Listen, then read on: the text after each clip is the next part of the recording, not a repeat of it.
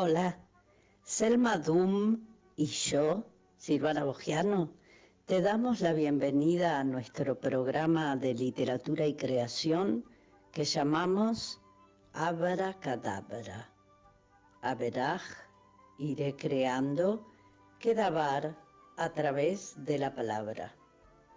Construimos realidad a través de lo que decimos en nuestras vidas.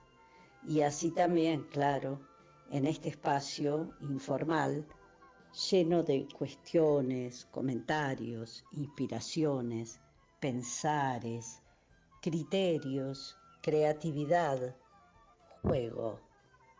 1, 2, 3, abracadabra.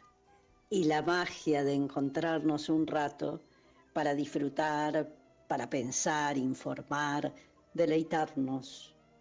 Un rato para estar en compañía de la belleza, la alquimia, de lo profundo, de lo poético, ese tesoro inusual durante nuestro andar diario. 1, 2, 3, abracadabra, averaj kedabar, para encontrarnos con la palabra, recuperando lo que es también la vida, una larga, inesperada conversación.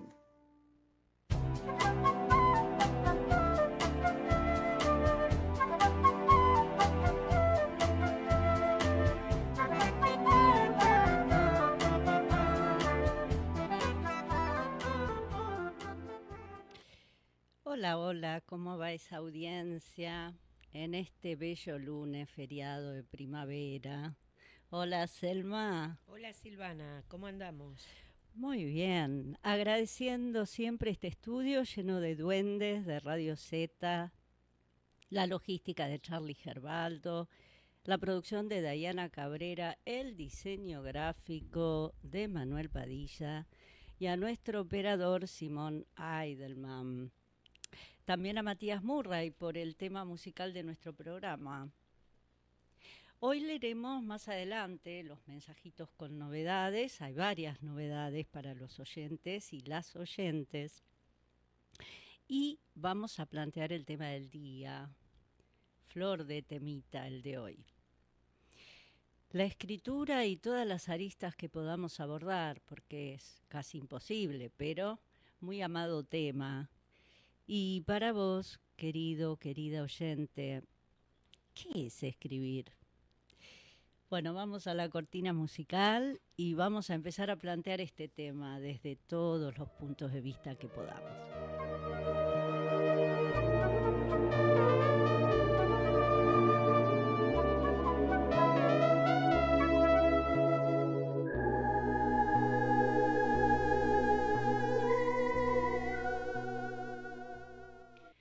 Bueno, el primer rincón de nuestro subrayado, esto que se nos ocurrió con Selma, de qué es esto de remarcar y subrayar, ¿por qué todos hacemos eso con los libros?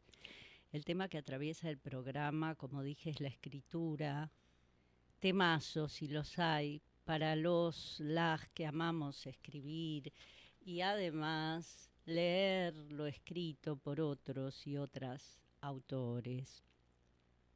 Podría hablar sobre la historia de la escritura, que es bien interesante, pero me parece más jugoso comentar, desde mi experiencia de escritora y lectora, los decires de grandes escritores y escritoras, desde todos los rincones de la tierra y en todas las épocas que exploremos. La escritura es algo de lo que se ha escrito mucho. Valga acá la redundancia. Se dice que el arte delata, sana y muchas veces salva. Y la escritura, una rama artística tan peculiar también. En lo personal puedo decir con certeza que la escritura me ha salvado, me acompañó en momentos cruciales de mi vida y me sacó adelante. Pero hay tantos testimonios de que el amors mortis, sin muerte, el amor y la pasión por escribir, pintar, componer, actuar y todo lo que atañe al arte, nos priva de muerte, de la autodestrucción, de la destrucción de este mundo. Mientras lo hacemos, estamos a salvo hasta de nosotros y nosotras mismas. Por eso ha sido combatido el arte una y otra vez por las dictaduras, la Inquisición, por ejemplo, en otros tiempos, los poderes o reinados absolutos y otras instituciones virales de este sistema. Porque el arte dice, muestra, denuncia a veces. Cuando hablamos, a veces decimos, pero cuando escribimos, decimos siempre, quizá con mensajes ocultos hasta para nosotros y nosotras mismas. ¿Por qué? ¿Para qué escribimos? ¿Sobre qué escribimos? Hay autores como Ernesto Sábato que creen que los temas de escritura son pocos en realidad. La vida, la muerte o la finitud, la soledad, la angustia, el humor o la alegría, el erotismo, la tristeza, el amor, el desamor, el abandono. Y agrega como Croce y algunos otros que lo que diferencia a una autora o a un autor de otro es el cómo, no el qué. El asunto no es el tema en sí, sino cómo se lo relata o expresa. A mí me interesa más enfocar la pregunta ya hecha de ¿por qué escribimos? ¿Para qué? Cito párrafos o frases de algunos o algunas creadoras en mi búsqueda de respuesta. Ellos dejaron testimonio en sus diarios íntimos, en sus memorias, la cara oculta del creador, sus confesiones. ¿Por qué? ¿Para qué escribir? Es cierto que la escritura nos ayuda a hacer catarsis a veces, a desahogar nudos que quedan en la garganta. Por eso dicen que sana.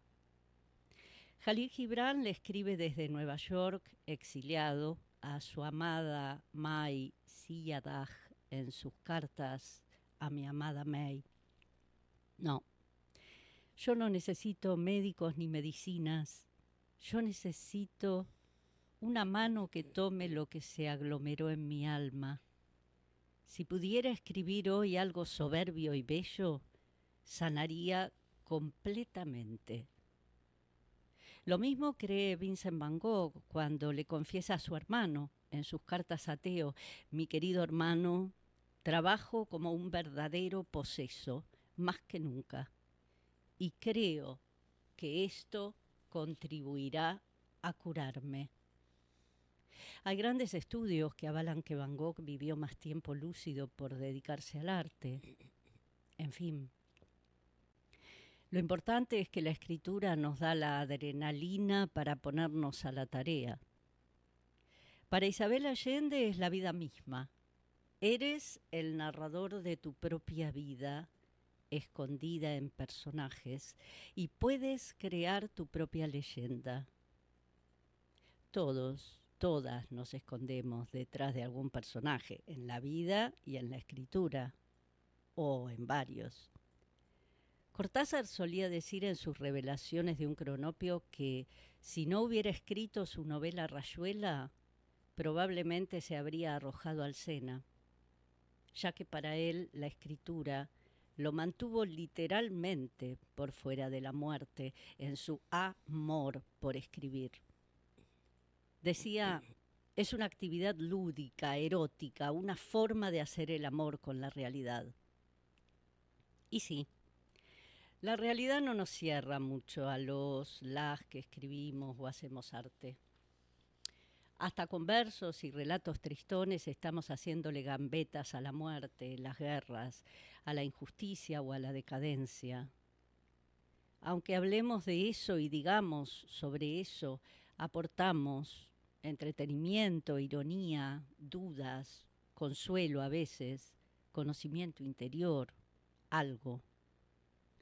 La escritora Anés Nin decía: el erotismo es una de las bases del conocimiento de uno mismo, tan indispensable como la poesía y el arte.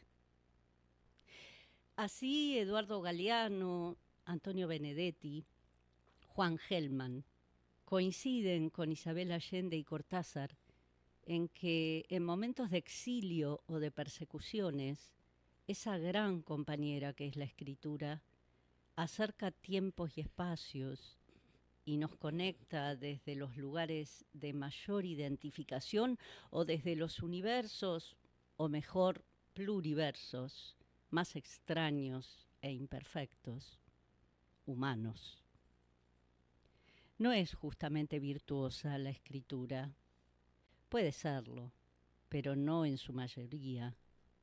Kafka le dice a Milena Jessenska en sus cartas a Milena: la escritura no es un virtuosismo, sino un nacimiento del que escribe, del que lee. Para mí también es un nacimiento, porque a la vez que estoy pariendo a través de la palabra, me estoy naciendo. Las dejo con el texto de Pablo Neruda, que alguna vez cité en parte acá en el programa. De sus memorias confieso que he vivido, y por el 12 de octubre pasado, mal llamado Día del Descubrimiento de América, esto acerca de nuestras palabras para hablar, leer y escribir. Dice Pablo Neruda: todo lo que usted quiera, sí señor, pero son las palabras las que cantan, las que suben y bajan. Me prosterno ante ellas, las amo, las adhiero, las persigo, las muerdo, las derrito. Amo tanto las palabras. Brillan como piedras de colores, saltan como platinados peces, son espuma, hilo, metal, rocío. Persigo algunas palabras. Las agarro al vuelo cuando van zumbando y las atrapo, las limpio, las pelo, me preparo frente al plato, las siento cristalinas, vibrantes, ebúrneas, vegetales, aceitosas, como frutas, como ágatas, como aceitunas. Y entonces las revuelvo, las agito, me las bebo, me las zampo, las trituro, las emperejilo, las liberto, las dejo como estalactitas en mi poema. Todo está en la palabra. Tienen sombra, transparencia, peso, plumas, pelos. Tienen todo lo que se les fue agregando de tanto rodar por el río, de tanto transmigrar de patria, de tanto ser raíces. Qué buen idioma el mío, qué buena lengua heredamos de los conquistadores torvos. Estos andaban a las zancadas por las tremendas cordilleras, por las Américas encrespadas, buscando patatas, butifarras, frijolito, tabaco negro, oro, maíz, huevos fritos, con aquel apetito voraz que nunca más se ha visto en el mundo. Todos se lo tragaban con religiones, pirámides, tribus, idolatrías iguales a las que ellos traían en sus grandes bolsas. Por donde pasaban quedaba arrasada la tierra, pero a los bárbaros se les caían de las botas, de las barbas, de los yelmos, de las cerraduras, como piedrecitas, las palabras luminosas que se quedaron aquí resplandecientes. El idioma. Salimos perdiendo, salimos ganando. Se llevaron el oro y nos dejaron el oro. Se llevaron todo y nos dejaron todo. Nos dejaron las palabras. E imperfectos, humanos. No es justamente virtuosa la escritura. Puede serlo, pero no en su mayoría. Kafka le dice a Milena Jessenska en sus cartas a Milena: la escritura no es un virtuosismo, sino un nacimiento del que escribe, del que lee. Para mí también es un nacimiento, porque a la vez que estoy pariendo a través de la palabra, me estoy naciendo. Las dejo con el texto de Pablo Neruda, que alguna vez cité en parte acá en el programa. De sus memorias confieso que he vivido, y por el 12 de octubre pasado, mal llamado Día del Descubrimiento de América, esto acerca de nuestras palabras para hablar, leer y escribir. Dice Pablo Neruda: todo lo que usted quiera, sí señor, pero son las palabras las que cantan, las que suben y bajan. Me prosterno ante ellas, las amo, las adhiero, las persigo, las muerdo, las derrito. Amo tanto las palabras. Brillan como piedras de colores, saltan como platinados peces, son espuma, hilo, metal, rocío. Persigo algunas palabras. Las agarro al vuelo cuando van zumbando y las atrapo, las limpio, las pelo, me preparo frente al plato, las siento cristalinas, vibrantes, ebúrneas, vegetales, aceitosas, como frutas, como ágatas, como aceitunas. Y entonces las revuelvo, las agito, me las bebo, me las zampo, las trituro, las emperejilo, las liberto, las dejo como estalactitas en mi poema. Todo está en la palabra. Tienen sombra, transparencia, peso, plumas, pelos. Tienen todo lo que se les fue agregando de tanto rodar por el río, de tanto transmigrar de patria, de tanto ser raíces. Qué buen idioma el mío, qué buena lengua heredamos de los conquistadores torvos. Estos andaban a las zancadas por las tremendas cordilleras, por las Américas encrespadas, buscando patatas, butifarra, frijolito, tabaco negro, oro, maíz, huevos fritos, con aquel apetito voraz que nunca más se ha visto en el mundo. Todos se lo tragaban con religiones, pirámides, tribus, idolatrías iguales a las que ellos traían en sus grandes bolsas.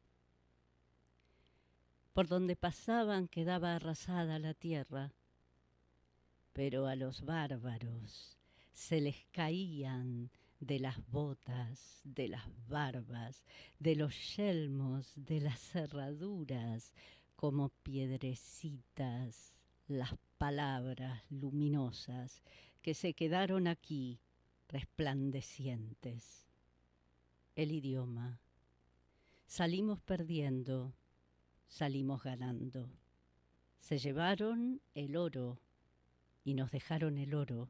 Se llevaron todo y nos dejaron todo. Nos dejaron las palabras.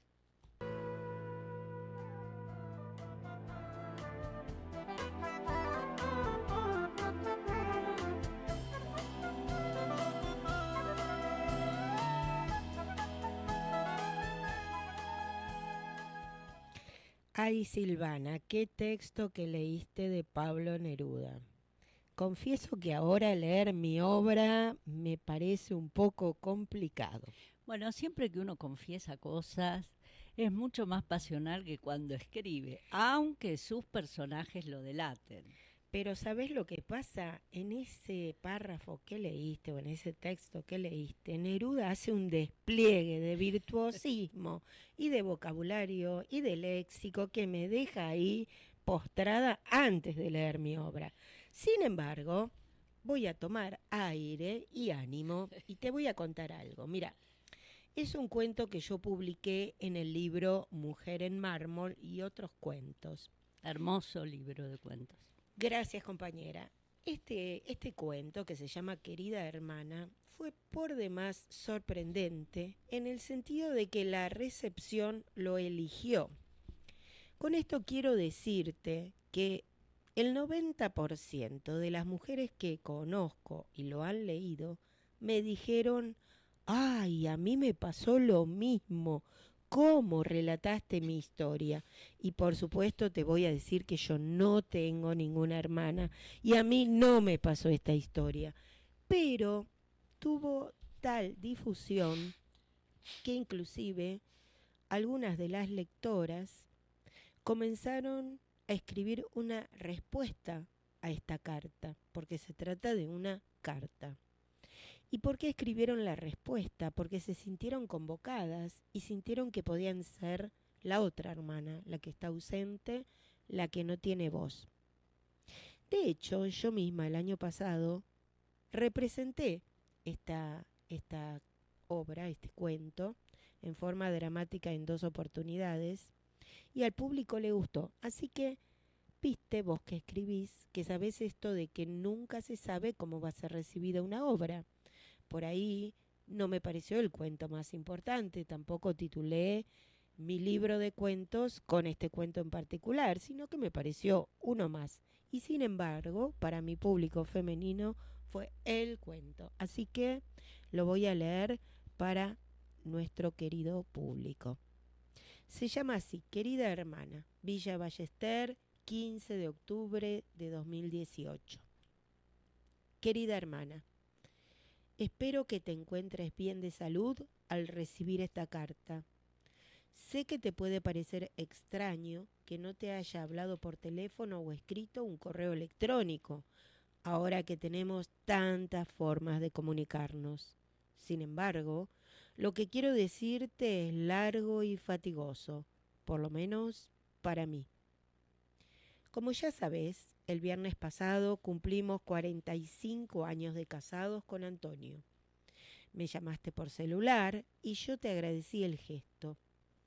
Aunque vivimos lejos una de la otra, vos allá en Mendoza y yo acá en Buenos Aires, siempre solemos estar al día de nuestras noticias. ¿Cómo escribirte lo que tengo que decir? Ahora que ya cumplimos nuestros años, más que mamá o papá cuando partieron de este mundo, se me está haciendo muy pesado el secreto que guardé durante tantas décadas. No estoy enferma ni nada parecido, tampoco Antonio ni nuestros hijos, nueras o nietos. Sé que nada tiene importancia a esta altura de la vida, cuando no se pueden revertir los errores que uno ha cometido en su juventud. Pero tengo que decirte que la vida no ha sido sencilla para mí, aunque pueda parecerte de afuera feliz y placentera. Para empezar, vos fuiste siempre la mimada de la familia, por ser la más chica o quizás por tu simpatía y belleza. Tanto Marga como yo salimos más a papá. ¿Te acordás lo flaco y desgarbado que era? Nosotras nunca tuvimos el ángel, el encanto, la frescura que vos llevaste contigo desde la infancia, como si te hubiera tocado con una varita mágica que fue reacia con nosotras. Ya estoy oyendo tus quejas. Sí, ahora que las tres tenemos unos cuantos pirulos y muchas arrugas, la belleza se ha tornado algo difícil de descubrir. Pero cuando éramos jóvenes, todos percibían la diferencia entre nosotras, y te diré que nos lo hacían notar.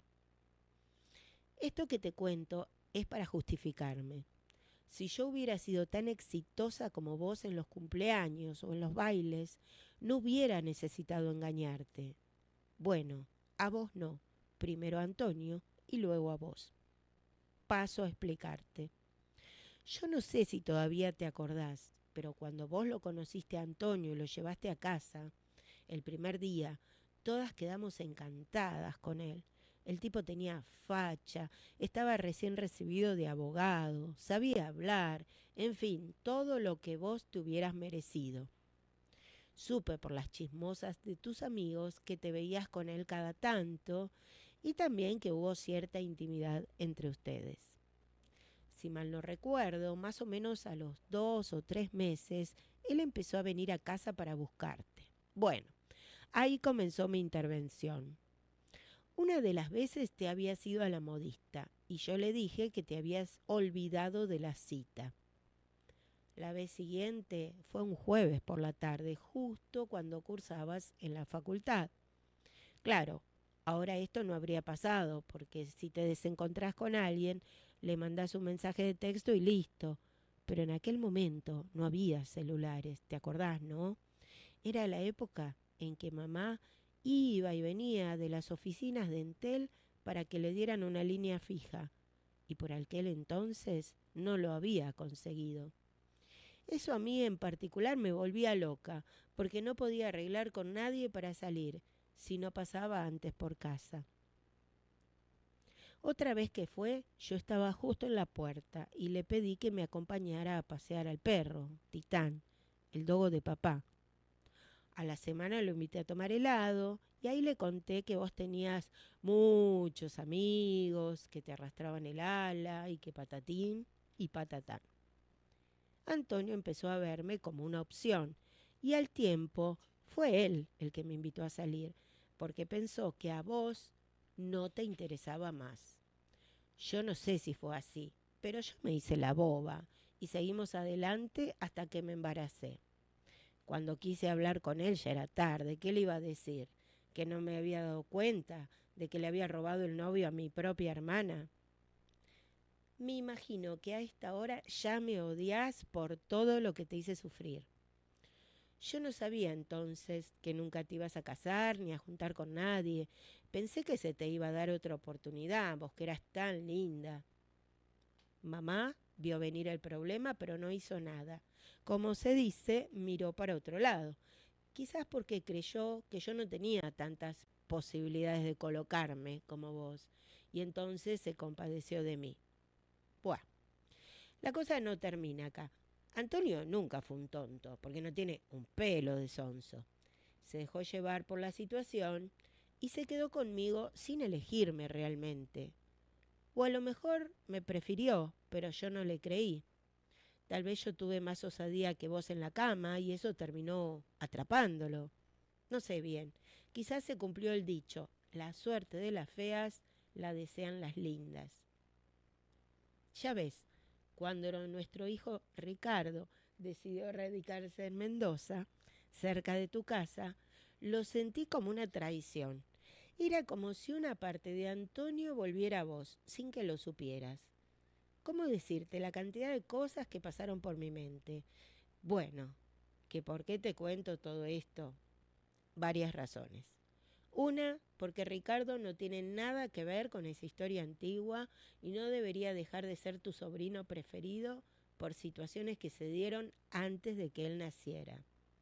Otra, te ibas a enterar, aunque no te lo contara, porque los jóvenes no tienen pelos en la lengua, y seguro que te iba a decir algo acerca de nuestras peleas de pareja, porque a los hijos les afecta aunque estén creciditos. Antonio quiere que nos radiquemos allá para estar cerca de nuestro hijo, pero yo tengo una sospecha. Creo que quiere verte por todo aquello del pasado y porque siente que rejuvenece al comportarse como un muchacho, ahora que es viejo. Yo no pienso moverme de casa. Acá cerca tengo a mis amigas y el resto de la familia. También está mi jardín y las cosas que fui comprando a lo largo de estos años. En definitiva, que te lo devuelvo, Antonio. Si vos lo aceptás o no, es cosa tuya. Lo único que te pido es que disimulen, porque imagínate que los pibes no son culpables de todo este lío y no es cuestión, ahora que estamos viejos, de mostrar la hilacha. Y que te aproveche, vos que te quejas siempre de estar tan solita. Besos, tu hermana Leo. Ya ves, cuando nuestro hijo Ricardo decidió radicarse en Mendoza, cerca de tu casa, lo sentí como una traición. Era como si una parte de Antonio volviera a vos, sin que lo supieras. ¿Cómo decirte la cantidad de cosas que pasaron por mi mente? Bueno, ¿que por qué te cuento todo esto? Varias razones. Una, porque Ricardo no tiene nada que ver con esa historia antigua y no debería dejar de ser tu sobrino preferido por situaciones que se dieron antes de que él naciera. Otra, te ibas a enterar, aunque no te lo contara, porque los jóvenes no tienen pelos en la lengua, y seguro que te iba a decir algo acerca de nuestras peleas de pareja, porque a los hijos les afecta aunque estén creciditos. Antonio quiere que nos radiquemos allá para estar cerca de nuestro hijo, pero yo tengo una sospecha. Creo que quiere verte por todo aquello del pasado y porque siente que rejuvenece al comportarse como un muchacho, ahora que es viejo. Yo no pienso moverme de casa. Acá cerca tengo a mis amigas y el resto de la familia. También está mi jardín y las cosas que fui comprando a lo largo de estos años. En definitiva, que te lo devuelvo, Antonio. Si vos lo aceptás o no, es cosa tuya. Lo único que te pido es que disimulen, porque imagínate que los pibes no son culpables de todo este lío y no es cuestión, ahora que estamos viejos, de mostrarle el hacha. Y que te aproveche, vos que te quejás siempre de estar tan solita. Besos, tu hermana Leo.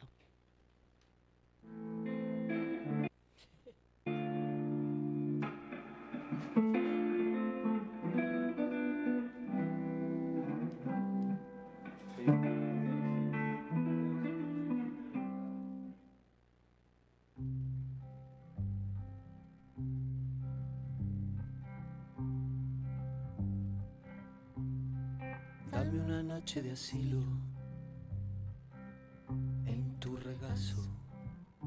Esta noche, por ejemplo, dejemos al mundo fuera. Abre tus brazos, ciérralos conmigo dentro, solo unas horas y luego, cuando amanezca, yo pondré una cafetera y habré llevado esta nube hacia otro cielo de nubes pasajeras.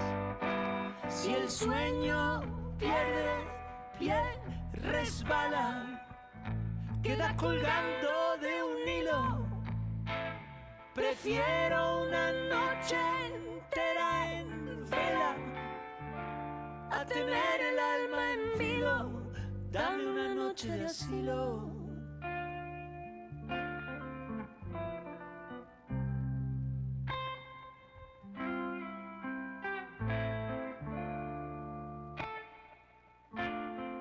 Dame una noche de asilo. Dame un remanso. Yo te daré lo que tengo, este amor que no me explico. Pasan los años y sigue a espaldas del tiempo. Quiero que me hables del tiempo, que te desnudes como si fuera algo corriente, como si verte desnuda no me aturdiera tan sistemáticamente. Tu piel me sea desconocida, me deje siempre intranquilo. Prefiero lamer después mis heridas a que tu amor pierda filo. Dame una noche de asilo. Dame una noche de asilo. Dame una noche de asilo. Dame una noche de asilo. Dame una noche de asilo. Dame una noche de asilo. Dame una noche de asilo. Dame una noche de asilo.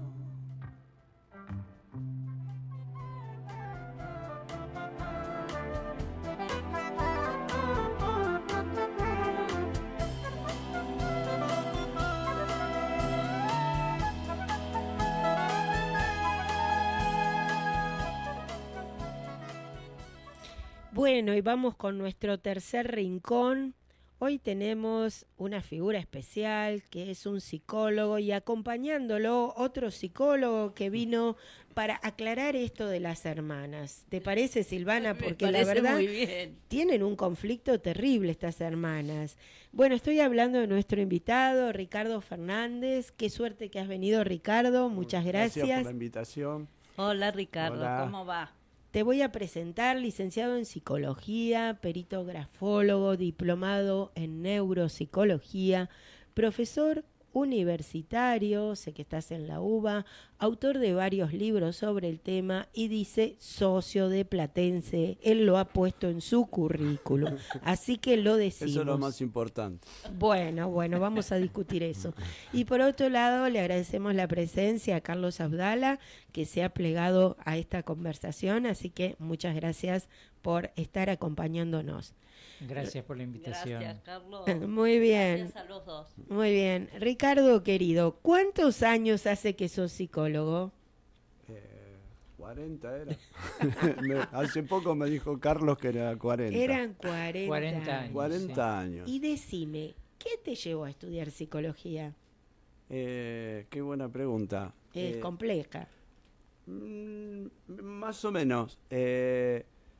Mira, empecé el colegio secundario como era en aquellas épocas que mi padre me metió en un colegio industrial porque era lo que te iba a dar posibilidades de trabajo, ¿no? Claro. Y entonces yo, terminás el primario, no sabía lo que era industrial, el bachillerato o el comercial que habían en esa época, así que me daba exactamente lo mismo porque no tenía ni idea, y fui al colegio industrial. Y entonces, claro, cuando iba al colegio industrial me pasaba que odiaba ir a taller, era, un rechazo absoluto y total, pero tenía la desgracia que iba zafando, iba pasando de años, entonces cuando terminé el primer año le dije a mi viejo, yo me voy de acá porque esto no me gusta. Y mi padre me dice, mirá, pero pasaste de año, ¿por qué no haces un año más? Entonces, bueno, fui el segundo año y volví a tener la mala suerte de pasar de año. Y volví a plantearme, digo, no quiero saber más nada, me voy de acá, voy a hacer otra cosa. Pero dale, hace un año más, a ver si te gusta, porque el ciclo básico, ¿viste? Bueno, entonces hice el tercer año. Claro, pero taller era una tortura, tenía que hacer ¿sabes cómo probé taller en tercer año? Tenía que hacer tenías que limar unos fierros que había que dejarlo a medida, un extractor de broca, me acuerdo que se llamaba. Mío. Y era un embole de limar eso, estar limando todo el día. Y yo había percibido ahí que el profesor tenía los mejores extractores de los otros años en un placar. Y en un momento que el profesor se fue al baño, tomé uno de esos extractores que eran los mejores, le cambié el número, porque cada uno tenía un número, le limé el número tratando de no sacarlo de cuadro y le puse mi número. Y entonces, yo limaba mi fierro, pero sin ninguna pasión. Y entonces cuando hubo que presentar para que ponga la nota, presenté no mi extractor, sino el que le había sacado el profesor, me saqué un 10, aprobé la materia. Pero lo gracioso del tema fue que tengo un amigo que estábamos a contraturno y que necesitaba un 9 para eximirse en taller si no se la llevaba y tampoco le gustaba ir a taller y le digo, mira, yo me saqué un 10 con el coso si querés te lo doy, limale el número, no lo saqué de escuadra y le pones el tuyo. Entonces lo presentó y aprobó. Todos han aprobado. Sí, con el sí, mismo. pero después, pasado un tiempo que me acuerdo que le pregunté, che, ¿qué hiciste con el extractor? Se lo vendió a otro. O sea, yo se lo regalé. Así que te imaginas que no daba para poder seguir en industrial. Y tenía un amigo que vivía a una cuadra de mi casa, que había entrado a estudiar psicología. Y yo me acuerdo que un día en la casa de él estábamos escuchando unos discos y tenía un libro de psicología comparada. ¿Te acuerdas de psicología comparada? Que hacían una comparación entre la conducta del humano, el animal, el hombre primitivo, qué sé yo. Entonces, le digo, ¿me prestás este libro? Y me llevé el libro de él y me puse a leer ese libro y digo, esto es lo que me gustaría hacer. Y entonces me acuerdo que, entonces ahí me planteé, dije, no sigo. me voy, y entonces me cambié a un bachiller, que era en ese momento, creo que era, y bueno, así que hice los últimos años en el bachiller. Sí, debo reconocer que gracias al industrial, matemática, física y química en el bachiller era como si tuviera 3 materias menos, porque yo lo había visto, lo que veían en tercer año de matemática o en cuarto año de matemática, yo lo había visto en primero o en segundo. Entonces, Claro, porque a veces uno descubre lo que le guste por la negativa, sabiendo primero lo que no le gusta, ¿no? yo hasta ese momento nunca había pensado en estudiar psicología. En realidad no había pensado en estudiar nada. O sea, descubrí que me interesaba lo que estaba leyendo y después encima cuando me cambio al bachiller tengo psicología en cuarto año y me encantó la profesora de psicología, la forma que daba las clases y demás, y entonces me terminó de cerrar un poco el de estudiar psicología. Así que desde ahí dije voy a estudiar psicología y bueno. Y trabajaste 40 años y seguís trabajando en tu Sí. profesión. Y decime, ¿qué es lo que más te atrae de tu profesión? Hoy dar clases. Sos de los nuestros. Sí, hoy me atrae dar clases.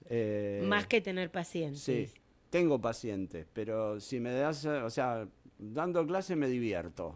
Bien. Teniendo pacientes como es un trabajo un poco más, digamos, intenso, si querés, en cuanto, bueno, hay un montón de problemáticas y demás, o sea, no es tan divertido. Entonces, me gusta mucho dar clases y me gusta escribir, o sea... Ahora vamos a hablar de tus libros, pero primero tiene Silvana una pregunta para vos. Bueno, a mí me interesó mucho el tema este de grafología y quería preguntarte cómo llegaste, porque evidentemente que hay una cierta inclinación tuya hacia las palabras, lo oculto, revisar qué pasa detrás, bueno. Sí, a la grafología llegué a partir de la psicología.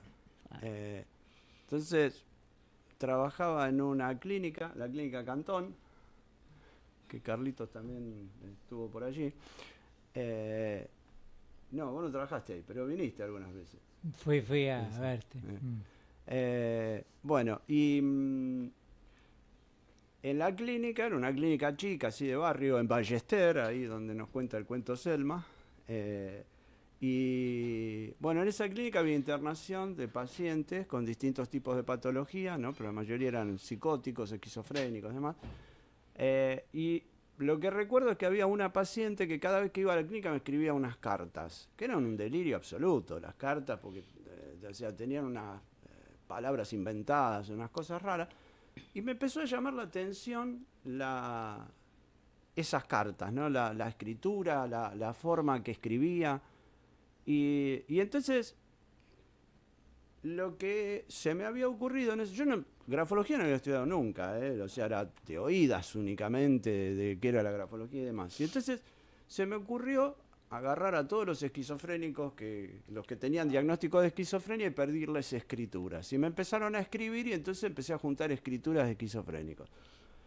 Y un día, y entonces veía rasgos raros y yo pensaba, ¿qué tendrá que ver con la patología esto? ¿No? Como habíamos estudiado técnicas proyectivas que se analizaban grafismos, los test de Bender o la figura humana o los distintos test, digo, bueno, esto es grafismo, tiene que tener algo que ver con lo que estudiamos.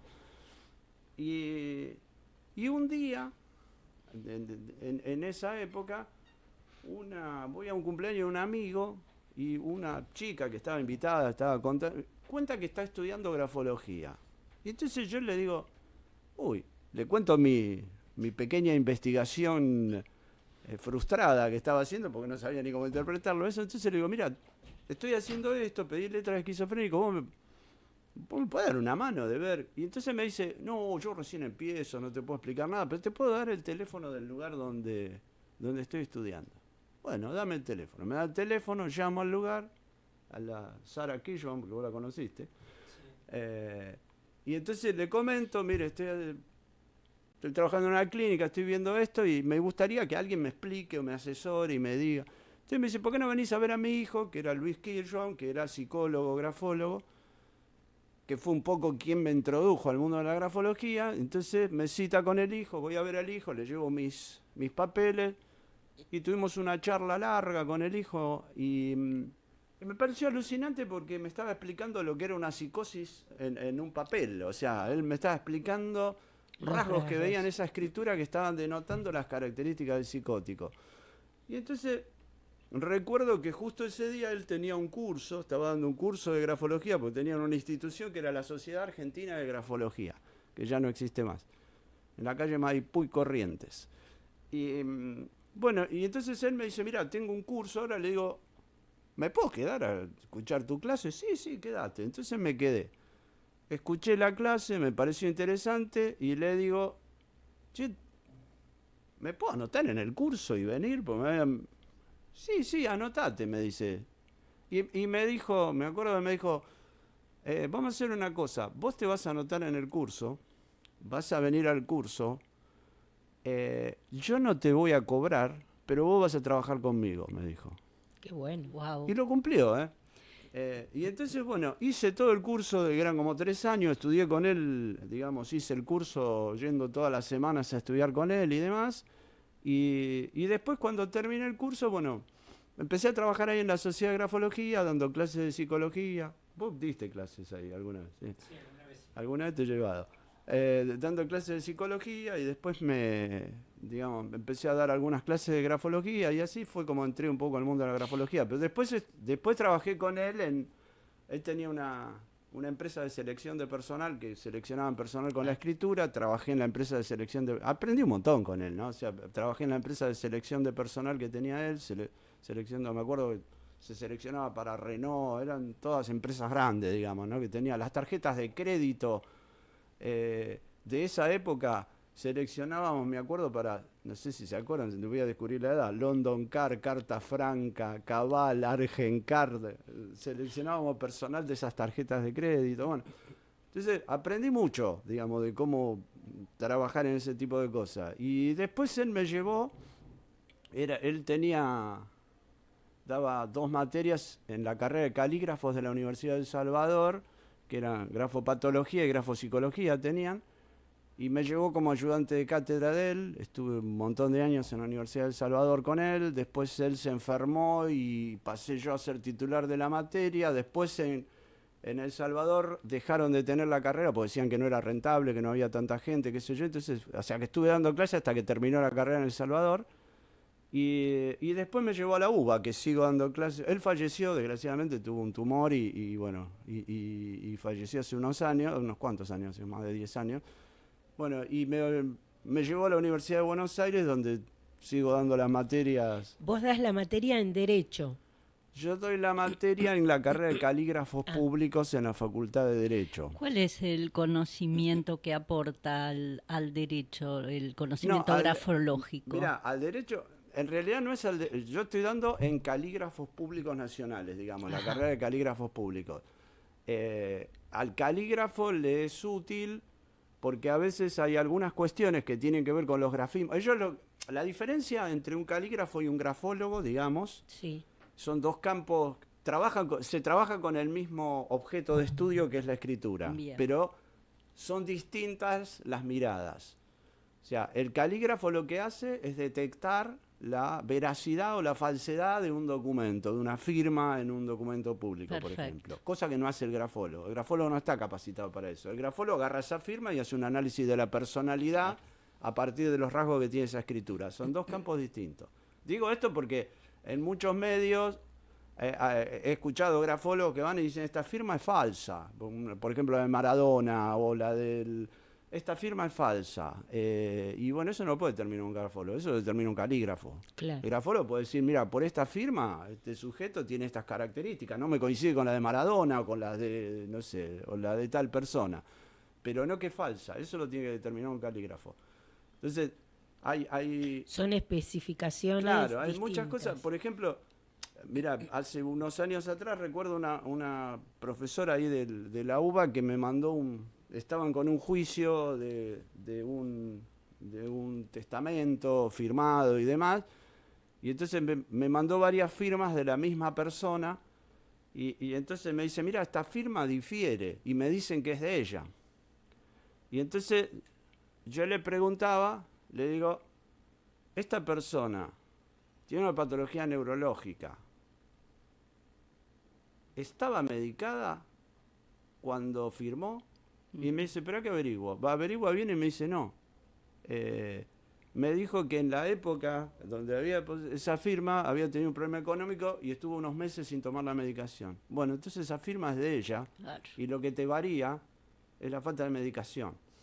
Qué bárbaro. Es el área de lo que es grafopatología, digamos, las patologías en la escritura. Quiero decir, por ahí un calígrafo que es más específico con cuestiones técnicas para determinar la falsedad o no del escrito, por ahí se le puede escapar alguna cuestión que tiene que ver con patología. Entonces, bueno, le aportás esa mirada. Igual en el campo del derecho hay posibilidad, ¿viste? Porque a veces se piden peritajes grafológicos. No siempre, depende de los jueces, pero muchas veces se piden peritajes grafológicos, como se piden peritajes psicológicos, psiquiátricos y a veces grafológicos, para mirar, digamos, desde distintos ángulos la personalidad del imputado, ponerle en ese caso. Es muy interesante la diferencia porque uno a veces ante determinados casos que son influyentes en los medios y todo, hablan de un equipo interdisciplinario y esto es muy interesante porque acá estamos viendo cómo se arma todo ese rompecabezas, ¿no? Para llegar a un lugar determinado de investigación. Exacto, porque vos estás mirando el mismo objeto de estudio, pero la mirada es distinta. El calígrafo utiliza un montón de elementos técnicos que le van dando pautas de que esa firma no es de la persona que en cuestión, digamos, o que es. Yo quería preguntarte, Ricardo, cómo, digamos, adquiere su estatuto científico la grafología. Porque como es una ciencia que todavía no se conoce mucho o no hay muchos grafólogos, está como ciertamente a veces confundida con otro tipo de conocimientos no científicos. Entonces te quería preguntar, si vos tenés idea cuál es la historia, vos lo emparentás con el grafismo, ¿no? Sí. Con la patología y el grafismo, pero si tenés idea de cuándo arrancan estos estudios. Sí, mira, lo que hasta hoy, a esta hora, está en discusión si la grafología es una ciencia o no es una ciencia. Bien, bien. ¿Viste? Porque, bueno, hay autores que te van a decir que es una ciencia porque tiene su método, su objeto de estudio, su fin particular. Y hay autores que por ahí no lo ubican dentro del concepto de ciencia. Bien, o sea que mi pregunta no es inadecuada. No, y vale, y es una discusión. Yo lo que digo siempre, yo no sé si es una ciencia o no es una ciencia, lo que sé es que es útil. Claro, A mí me ha servido con pacientes, yo trabajo, viste, con pacientes en psicología hace muchos años y a mí me resulta ayuda muy al útil. diagnóstico. Claro, a mí me ayuda muchísimo ver la escritura de un paciente en un momento determinado y ver la escritura de ese mismo paciente un tiempo después, porque si el paciente cambia, cambia la escritura. O sea, no cambia la escritura, escribe de otra manera, pero hay rasgos de esa escritura que se modifican. Ahora que decís esto, se me ocurre esto. Vos además sos escritor, ¿no? Tenés un romance con las palabras de otros y tuyas, pero digo, ¿cómo te posicionás ahí con respecto a, por ejemplo, a mí hubo un tiempo que yo trabajé con ciertos psicólogos y psicólogas porque me pedían desde mis talleres literarios determinados escritos o ciertas pautas, y ellos lo que aducían, durante mucho tiempo trabajé de esa manera, ellos aducían que se adelantaba mucho leyendo los escritos que surgían. Entonces mi pregunta es, tanto la grafología en la escritura como técnica, como el contenido, ¿a vos te servía para ver un caso? Sí. Claro. O sea, en general en la grafología lo que ves es una cuestión técnica de análisis de rasgos gráficos, ¿no? Que tienen que ver con la organización espacial, el tamaño, la forma, la presión, etcétera, una serie de parámetros que vos vas siguiendo y viendo qué pasa ahí, y más allá de lo que dice, eso ya te da un montón de elementos. Pero hay un campo dentro de la grafología, que es lo que se llama la grafología emocional, donde que la trajo un alemán que vivió acá en Argentina, se llamaba Kurt Honroth, que te enseñan cómo a partir de una modificación que se produce en un texto escrito por una persona, ¿no? De alguna palabra, de algún gesto, de algunas letras dentro de una palabra, como Conrad decía, cuando titubea la mente, tiembla la mano. Y entonces si estás con un conflicto o una duda, aquellas palabras que te movilizan ese conflicto, de alguna manera tienen alguna connotación diferente al resto de las palabras. Puede ser una pavada, un toquecito, mirarla con lupa, a veces la tenés que mirar con lupa para ver un rasgo, un retoque, un cambio de tamaño. Y ese rasgo está solo en esa palabra. Puede estar en esa, puede estar en varias, pero son las varias palabras están reflejando algo inconsciente. Conrad se basó en, digamos, observaciones de autores anteriores que ya habían pensado esto, pero no lo habían conceptualizado, como Sherman y otros autores que tomaron esto, pero no lo conceptualizaron. Conrad lo tomó y tomó a otros autores, por ejemplo, tomó textos de Freud, donde Freud habla de la alteración de la escritura como uno de los actos fallidos, el lapsus linguae, el lapsus calami lo llamaba, porque calami por lo de pluma, ¿no? Por el lapsus calami, el lapsus linguae, o sea, está asociado el lapsus escrito al lapsus calami del que habla Freud, que Freud decía cuando el inconsciente quiere decir algo, sale por alguna, o sea, o lo expresás en un síntoma, lo expresás en un sueño, lo expresás en un acto fallido, por algún lado va a salir. Bueno, y Conrad tomó esto de Freud, y entonces empezó a analizar los lapsus, digamos, los accidentes gráficos o los lapsus calamis en la escritura, y cuánto tenía que ver esto con lo que al sujeto le estaba pasando. Ahí sí tiene que ver el contenido del texto. Muy no sé, suponete que tengo una crisis con problema, no sé, con mi madre, le estoy escribiendo una carta, tengo un problema con mi hermana, como la de tu cuento. Y por ahí cuando le estoy escribiendo el nombre de mi hermana, le retoco Y aparte, también el tipo de gesto que genero, no sé, sea el tamaño, la presión, la inclinación, también tiene que ver con lo que me pasa, porque no es lo mismo alterar la presión que alterarle el tamaño, o alterarle la forma, o cambiar la inclinación, por decir algo. O sea, está no solo la palabra que está alterada, sino el gesto que altero, me está diciendo también una pista de lo que me pasa con mi hermana, por ejemplo. Sí, debo confesar que tuve un libro de grafología desde muy chica en la biblioteca de mi casa y que hice un mal uso de eso. Me aprendí 4 o 5 cosas. Las patas largas y las T muy, ¿viste cuando se enganchan las de arriba y las de abajo? La espacialidad del texto, el grafismo exagerado de la fuerza, 4 o 5 cosas que me había aprendido de memoria. Y entonces, en situaciones muy complejas, donde alguien estaba escribiendo, por ejemplo, una vez necesitaba una receta de un médico y qué sé yo, y vi que hacía una firma que era un calco del libro, que mostraba un ego enorme con determinadas cosas, y le dije, mire, a usted le pasa esto, le pasa... Pero ¿cómo sabe? Porque la gente cree que es magia. Claro. No es magia, no. Es aprenderte los rasgos. Sí. Y en algunos casos, te voy a confesar otro acto pecaminoso. Mirá, si yo escribo, vos podés hacer grafología. Pero esto es obvio. Lo que pasa es que solo me basaba en un solo libro. Mira, resulta que cada tanto, bueno, vos sabés que como profesora en letras recibís redacciones todo el tiempo, o en semiología, los parciales, y cada tanto hay algo que te provoca ir a buscar qué es ese rasgo. Por ejemplo, gente que no puede controlar los márgenes, o sea, que se extiende más allá de los márgenes y los ocupa. Pero también me pasó una persona que escribía a partir de la mitad de la hoja, o sea, necesitaba dejar en blanco la mitad del renglón y escribía a partir de la mitad para allá. Bueno, fui y busqué el rasgo en el libro que debía ser buenísimo, y le dije, a vos te pasa tal cosa. Profesora, ¿cómo usted puede saberlo? En este caso ella no pagaba las deudas. O sea, contraía muchas deudas y no las pagaba. Y no me acuerdo por qué rasgo yo lo determino y lo digo.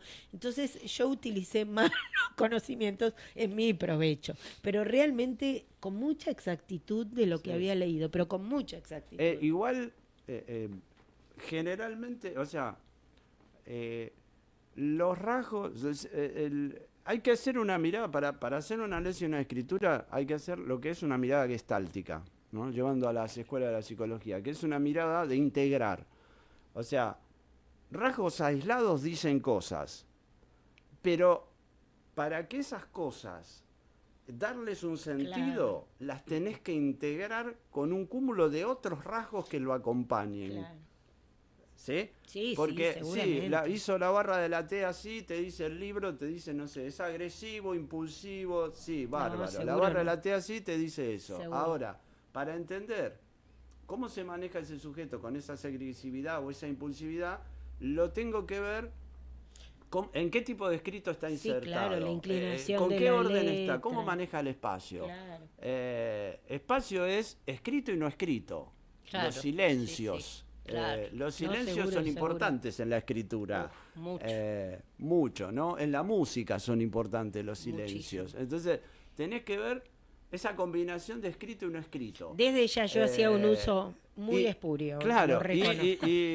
y tomado, ¿viste? ¿Con qué presión está? Porque por ahí una barra de la T, que es agresividad, en un tipo de escritura, no sé, desorganizada, con una presión muy fuerte, por ahí, por decir algo, me da agresividad. Pero por ahí esa misma barra de la T, en un escrito más organizado, más ordenado, y con, no sé, con una forma más curva y con una dificultad de avanzar hacia el margen derecho, por ahí me da una persona que puede tener ciertos rasgos agresivos, pero no lo canaliza hacia el otro. Claro, ¿Se sí, entiende? O sí, sea, sí, por es como supuesto. que todo el contexto de la escritura te da una explicación de sí, que puede haber agresividad, pero qué hace con esa agresividad depende de todo el resto de los elementos Seguro. con los que se conjuga esa escritura. Sí, de hecho, en algún momento cuando fui a alguna entrevista laboral hace muchos años, te pedían escribir un Sí. texto más o menos Sí, extenso exacto. en una hoja blanca Claro. que no tuviera renglones, y me imagino que lo que verían sería todo el conjunto de la Claro, escritura, porque la lo que se busca disposición, cuando se la hace simetría. cuando se hace selección de personal, vos estás buscando determinados puestos, ¿no? No sé, un vendedor, un administrativo, un gerente. Entonces, según el puesto que vas a desempeñar, ese puesto requiere determinadas competencias, lo que se llaman competencias, ¿viste? Que son características de personalidad. Entonces, lo que se trata de ver es si esa escritura presenta las competencias que el puesto requiere, Claro, es por lo menos en coherente su con las mayoría, no es que tiene que tener... necesidades. y entonces vos estás viendo si esa persona que va a desempeñar, no sé, el papel de vendedor tiene las competencias que el vendedor requiere. Y entonces, bueno, si las tiene más posibilidad de entrar. Si no las tiene, se aleja más. No te contesté, te estaba pensando, no te contesté lo lo que me preguntabas de lo científico. Que te decía, bueno, que yo te decía esto, que no sé si es una ciencia, pero sirve. Viste, la grafología viene de muchos años atrás, viste, los primeros textos, viste, que se escribieron son de 1800 y pico, viste, sin fundamentos científicos ni nada. Lo que se basa, la mayoría de los estudios en grafología son en estadísticas, o sea, decir, si yo quiero aplicar el método de la grafología, no sé, en Argentina, lo que tengo que hacer es una estadística y ver si lo que me dicen los franceses, que mide el orden o la presión de la escritura, lo tengo que medir acá, a ver si pasa lo mismo, a ver si lo que dicen ellos allá que da, acá me da algo parecido, me da lo mismo. Claro. Entonces hay estadísticas que se hacen, se basan en estadísticas.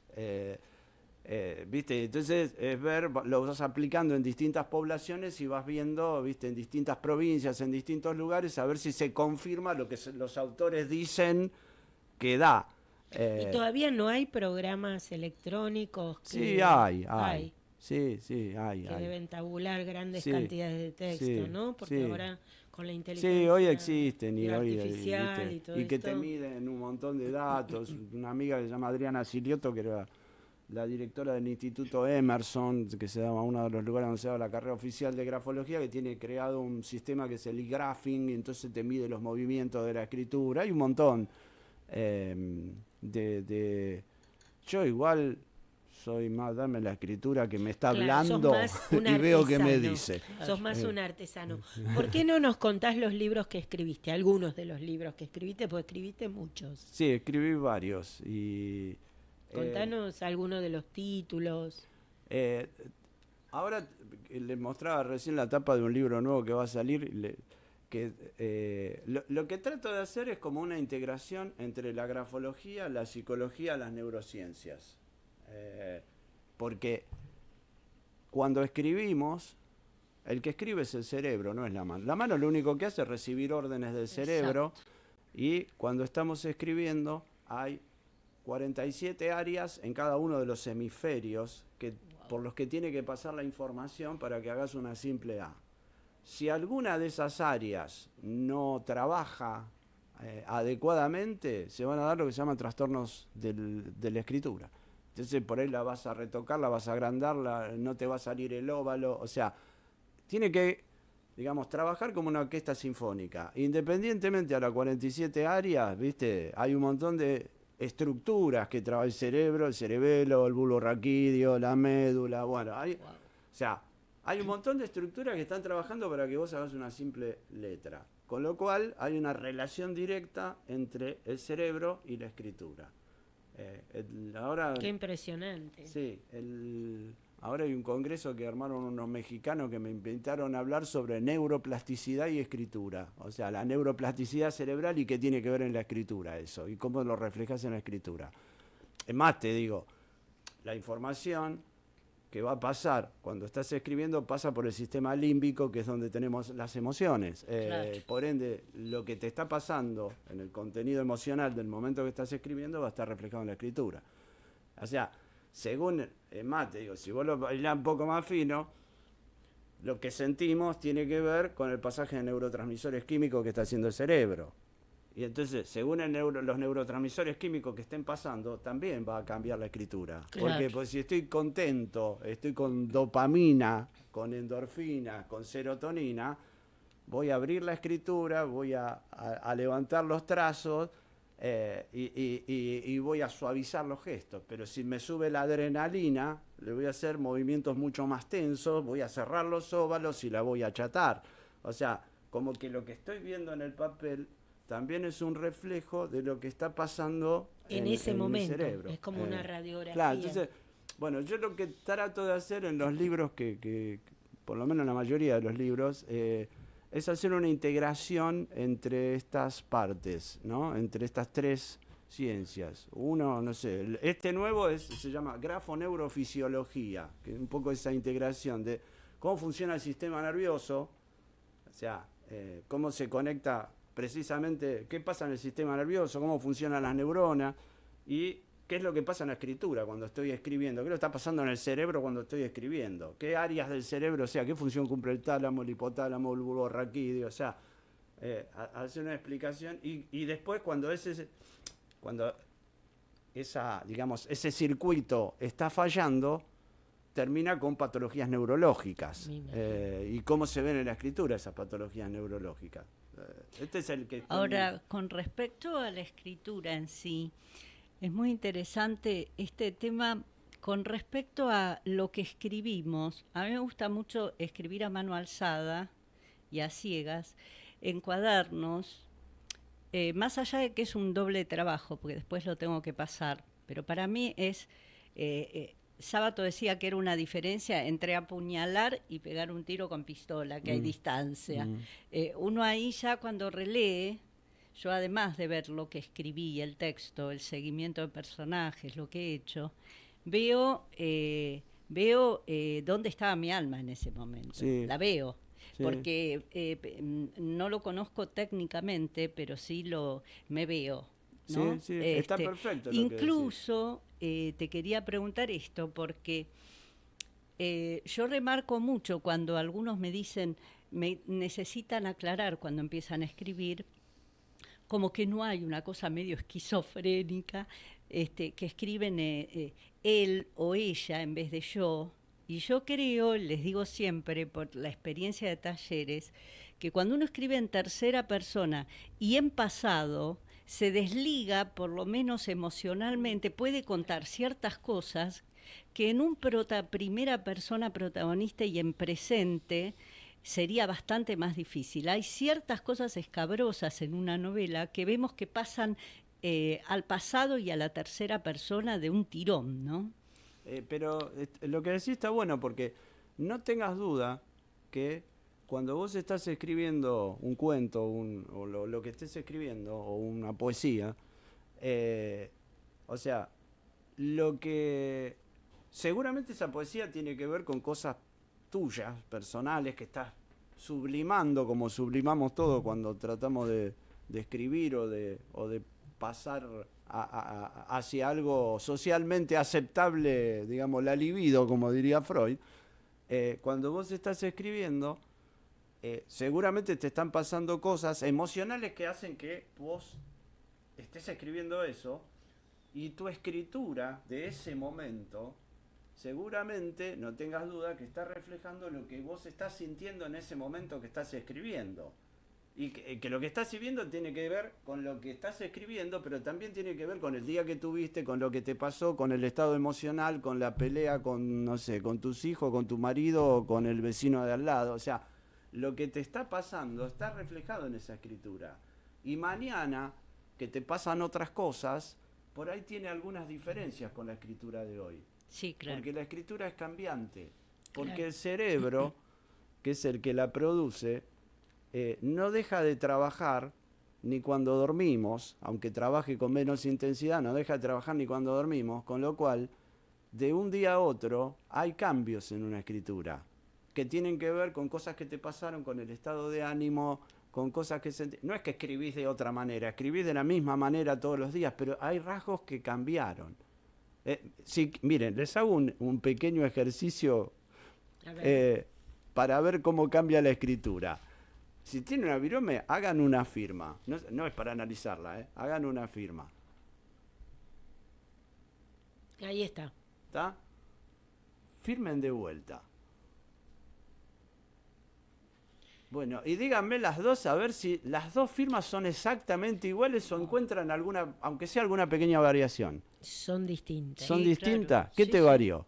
En la primera es mucho más aguda. En la segunda tiene los bordes redondeados. Bueno, ¿ves? La escritura es variable. O sea, absolutamente. y Claro. te imaginas de un día a otro que te pasaron cosas, ese tipo de detalles. Seguramente que las dos firmas no es que firmaron de dos maneras totalmente distintas. Son detalles, son rasgos, son gestos. La escritura es un gesto. Hay una escuela en grafología que lo que se llama la escuela mímica, que dice que uno expresa, o todos expresamos lo que nos pasa con los gestos, ¿no? Si estás triste, tenés cara depresiva, por ahí el cuerpo más caído, ¿no? Bueno, ese gesto que estás reflejando, que estás contenta o estás triste, cuando vos escribís, ese gesto se traduce en un gesto gráfico. Y esa depresión, ese decaimiento que vos tenés corporalmente, lo va a reflejar tu escritura. Y entonces por ahí el trazo te sale más descendente ese día, o el trazo final de la letra que iba para arriba ese día no fue tan para arriba. O sea, hay algunos datos que van a hacer que modifique los gestos, como modificás el gesto de la expresión. Y muchas veces descubrí, pasando, yo escribo novelas durante años, por ahí el seguimiento de esos personajes. Y hay personajes que obviamente voy descubriendo que van desarrollando cosas ocultas de mí que al principio que escribía a ciegas, no sé por qué está ese personaje. Y Pero siempre va a decir algo de vos ese personaje, claro, seguro. me doy cuenta que en esos seguimientos la letra no solamente cambia, sino que coincide que en determinadas partes, las más álgidas de ese personaje me está mostrando algo, se produce esto que te decía, ¿no? Distanciar con una tercera persona, Sí, ponerlo en pasado, tratar de sacármelo para pasar eso que igual tengo que Te decir. iba a decir que lo que responde eso es la teoría de la enunciación. Claro. Para Benveniste, primera y segunda son personas singulares, pero la tercera es no persona. Claro, Es exacto. eso, es cosificar y alejar. Y no nos digamos. olvidemos del Eso concepto en inconsciente lingüística. freudiano. Claro. O sea, vos podés estar expresando algo que tal vez estás canalizando algo personal y por ahí no sos consciente que lo estás haciendo en ese momento. Claro. Porque, no sé, lo tenés reprimido, lo tenés, ¿viste? Y por ahí 5 años después lees y decís, uy, mira, esto es lo que... Mirá cómo reflejaba acá lo que me pasaba y por ahí lo podés ver dentro de 5 años. Pero por ahí en el momento que lo escribiste no lo viste, pero estaba. Pero porque hay cosas que son conscientes, que uno se da cuenta que está proyectando algo personal ahí. Seguro. Pero hay cosas que son inconscientes. Ahora, ¿puedo hacerte una pregunta Dale. que tiene que ver con el editorial que hice? ¿Para qué o por qué escribís? Porque me interesa saberlo. ¿Por qué vos escribís? Él escribe libros de grafología. Claro, yo escribo No, el libro bueno, más no específico importa. que por ahí es distinto a lo No, que no, hacen no. ustedes, Es que ¿no? por eso me interesa saber pero, el por qué y el para qué. Porque mirá. podrías hacerlo y no escribir. Digamos, escribir es una forma de comunicarse, ¿no? Eso, ahí estamos de acuerdo. Escribas cuentos, novelas o escribas algo sobre una profesión, ¿no? Exacto. Entonces, es una forma de comunicarse, ¿no? Y entonces es comunicar algunas experiencias que por ahí pude hacer o algunos conocimientos que pude haber adquirido de haber estudiado algunos años y poder transmitirlos y que alguno los lea y le sirvan para algo. O sea, a mí me gratifica cuando alguien me dice qué bueno, como una vez una colega psicóloga que hice un libro que se llamaba Psicología para Aprendices, me dice, es la primera vez que leo a Melanie Klein y lo entiendo. Y entonces a mí me regratifica eso, es decir, entonces a alguien le sirvió, o sea, lo traté de escribir sencillo para que se pueda entender y alguien lo pescó. Entonces es como ver concretar la tarea. Te diría que, viste, es como me gratifica esto de que, viste, que me digan, che, leí esto y me resultó bárbaro, me sirvió, vos sabés cómo me sirvió este libro para tal cosa. Bueno, Hermoso sentir que a la gente le sirve. Sí, exacto. ¿Cómo encuentra uno ahí medio su misión, una cosa, un rol? Tal vez sea alguna necesidad de reconocimiento que tenemos, ¿viste? Sí, Decir, claro, bueno, alguien claro. que te reconozca, digo, vos hiciste algo y le sirvió a alguien. Mirá qué bueno, a alguien le sirve. Decime, Ricardo, ¿y dónde se pueden conseguir tus libros? Yo tengo siempre ejemplares, hay gente que me los pide a mí, si no son, los ejemplares de los libros son de Editorial Bonum, y bueno... ¿Y tenés alguna página web, algún lugar donde buscarte? Porque Ricardo Fernández sí, no es un apellido que te ayude. paso el Instagram Sí, que tengo, sí, pásalo. es rfernández_grafopsicología. Así Decilo ahí de en nuevo. Instagram me ubican, viste, a veces publicito los libros, las Sí, cosas sí, que decilo salen, de los nuevo cursos. para que nuestros oyentes sepan dónde Es buscarte. rfernández_grafopsicología. Perfecto. Ahí me preguntan, viste, que puedo escribir por Instagram y demás. Y en el Facebook figura con mi nombre, pero claro, hay 3 millones, viste, se pone psicología, grafología. Va a saltar tu perfil. Va a saltar el perfil. Bien. Carlos, ¿por ahí querés hacerle vos alguna pregunta a tu amigo? Ya de amigos de ¿cuántos años? De muchos años. Y bueno, 40 años de recibido y nos conocimos unos Antes de años antes, recibirlo. 42, 43 años. Claro, es toda una vida. En realidad tenía la misma pregunta que Silvana, creo que por qué había estudiado grafología, ¿no? Sigue teniendo él pacientes y bueno, ya la pregunta está hecha. No, en realidad más que preguntar es si lo escuché, como no lo he escuchado en otras veces, y la verdad que lo admiro. Da cátedra, ¿no? Ah. El señor. No, pero el aparte señor da como cátedra. me lo imagino, yo escuché alguna vez una clase de él, pero cómo explica las cosas me parece bárbaro. Así que Y la pasión, ¿no? También que le pone, La pasión garra. y Bueno, la yo de- estaba pensando eso mismo cuando ustedes vos estabas leyendo y ella estaba leyendo, digo, estas chicas son apasionadas con Sí, esto. sí, somos apasionadas por la literatura. No, pero aparte cómo fue integrando los conocimientos, ¿no? De la psicología y fue averiguando lo de grafología y haciendo cursos, cómo fue integrando todo eso. Yo soy bastante lector, o sea, leo mucho y hice varios... Doy fe. Sí, leo mucho, o sea, siempre estoy con algún librito en la mano, ¿viste? O de grafología, o de neurociencias, o de psicología, y entonces cuando voy encontrando cosas, las voy pasando a la computadora. Digo, esto me interesa, esto me va a servir para algo. Entonces voy metiendo cosas en la computadora y después las voy usando, digamos, ¿no? Que cuando puedo armar algún libro o algo.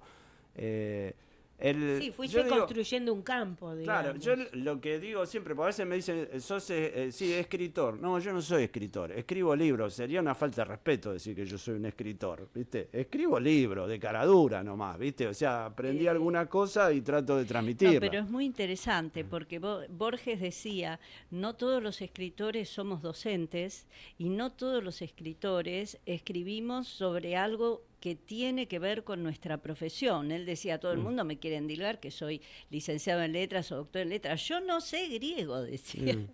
Bueno, quiero decir, cada uno tiene su misión o su rol, su pasión, que tiene que ver con el reconocimiento, pero está buenísimo porque hay gente a la que reconocemos por hacer desmanes. Entonces, lo bueno es este amor, estar haciendo lo que uno ama, construyendo, ¿no? Estar privado de muerte y privar al otro de muerte, de destrucción en ese ratito que leen tu libro. Sí. Y me preguntaba de los libros, los títulos. Sí. Este nuevo que va a salir, supuestamente me habían dicho que iba a salir para principio de año, pero lo tienen bastante adelantado, ¿no? Por ahí lo sacan antes. Entre los libros que escribí, armé una tríada. Como digo yo, armé un libro que se llamaba Grafo-Neuro-Psicopatología, que son las patologías, digamos, psiquiátricas y neurológicas y cómo se las mira desde la escritura, ¿no? Rasgos. O sea, cómo se las mira desde la psiquiatría o desde la psicología y cómo se las mira desde la escritura. Después armé otro que se llamaba Grafo-Neuro-Psicoanálisis, o sea, las distintas teorías del psicoanálisis, Freud, Adler, Jung, Melanie Klein, etcétera, tomadas desde lo que dicen los autores, pensadas desde, ¿qué dirían las neurociencias hoy de lo que dijo Freud?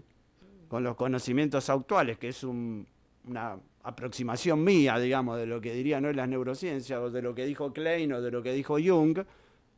¿Y cómo ves esto que dijo Freud? ¿Cómo ves el ello en una escritura, o la etapa oral en una escritura, o el superyo en una escritura, ¿no? O sea, ¿cómo lo podés ver?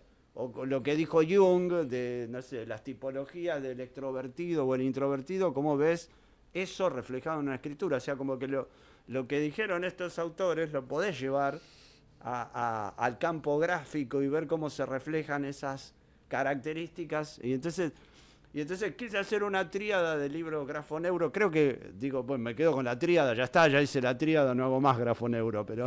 Ricardo, repetí tu Instagram porque es muy interesante. R. Fernández, _Grafopsicología. Bárbaro.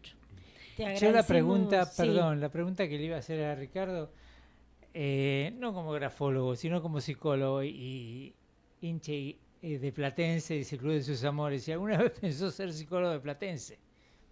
No, ¿te acuerdas que lo hablamos alguna vez cuando vos habías trabajado con el profe Córdoba o tenías alguna posibilidad, estabas viendo en el ámbito del fútbol? A mí el fútbol me encanta, así que es como una pasión y... pero el placer y el trabajo... Pero claro, o sea, nunca se me ocurrió trabajar en un equipo de fútbol, no sé, tal vez no tuve la oportunidad, tampoco la busqué, pero por ahí en Platense hubiera tenido posibilidad porque tengo gente conocida que está en Bueno, por ahí puede ser el futuro, nunca se sabe, por ahí puede ser el futuro. Qué sé yo lo que voy a hacer en el futuro, por ahora no se me dio. Les agradecemos mucho su participación, nos vamos ya. Bueno, gracias a ustedes por la musical. invitación. Una cortina musical, sí. Gracias a vos.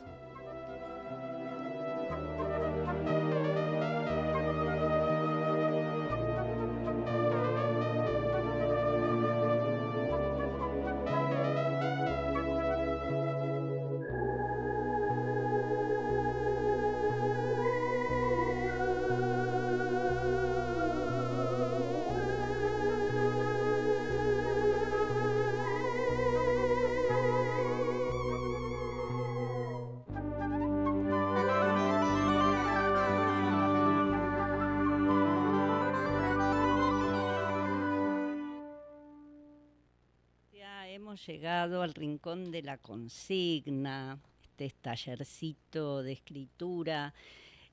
Hubo unos cambios. En estas semanas estuvimos pensando con Selma y por pedido de la audiencia y me pareció fantástico que lo hiciéramos.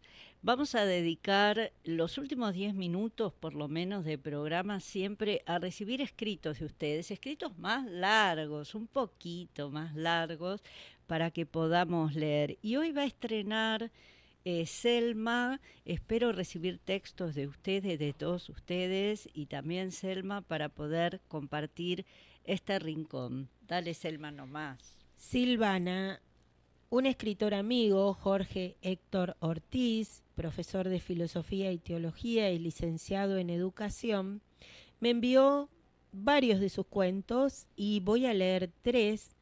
Jorge Ortiz tiene una página web que se llama Cuentos de un Minuto de Jorge Ortiz, que se pueden leer gratuitamente en la web.